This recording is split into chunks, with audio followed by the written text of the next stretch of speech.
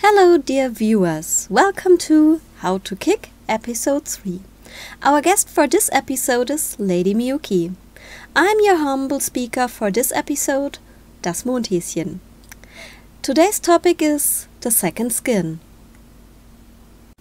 Somebody asked why we aren't talking about the mask first. Kigurumi is also called mask cosplay, but there is a huge difference between Kigurumi and more common cosplay. In common cosplay, you pose as the character of your choice using clothing, maybe wigs, contacts, makeup, props, and so on.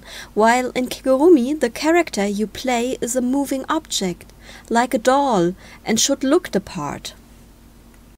So for Kigurumi, you have to fully transform into the character, visually and in the way you act. This means you have to cover all parts of you that will be seen when you wear your outfit and the mask. Unlike with common cosplay, where you may use your skin and hair for your costume or just cover them with wigs or paint.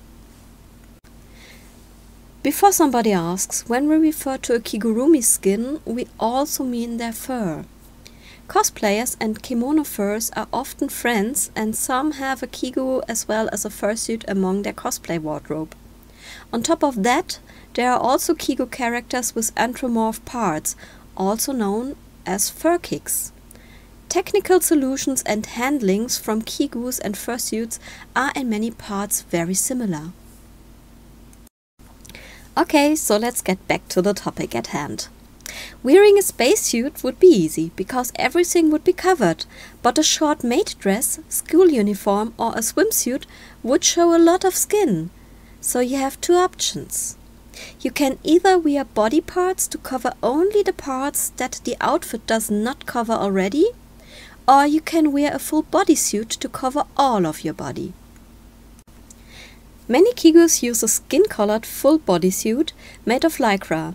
This is not too expensive, and the smooth color gives you a nice doll-like skin. Lycra suits are also breathable and don't heat up too much, so you can wear them for a long time without overheating. But for pictures with water, those are not recommended, because they get darker when they become wet. At the pool or the beach, kigus often use latex or neoprene bodysuits to avoid this. Just as a side note, people also use latex and PVC bodysuits for fetish reasons.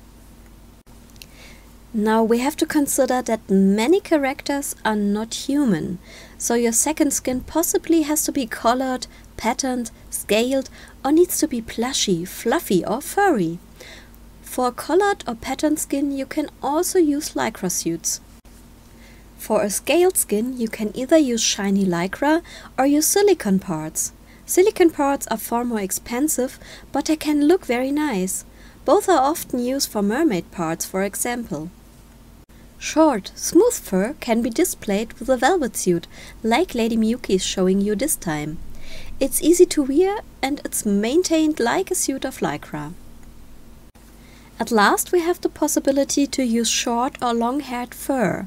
This can be really expensive and hard to maintain, so people often use only fur on certain parts, like paws or tails. For your kigu, you can use a combination of all these materials to create your characters. But for it to last for a couple of years, remember to not buy the cheapest materials, as those will wear out faster and won't look as nice for very long. Also, please clean and maintain your kigu after every use. A bodysuit made in good quality, cleaned and maintained regularly after use, in a proper dark storage will give you a chance to become a perfect doll. A little side note. Sabine also tried out a latex full bodysuit, but she didn't feel good and got tired very fast performing in it. So she gave up using it and put it in a trash can, and sadly a lot of money with it. Please be careful what you spend your money on.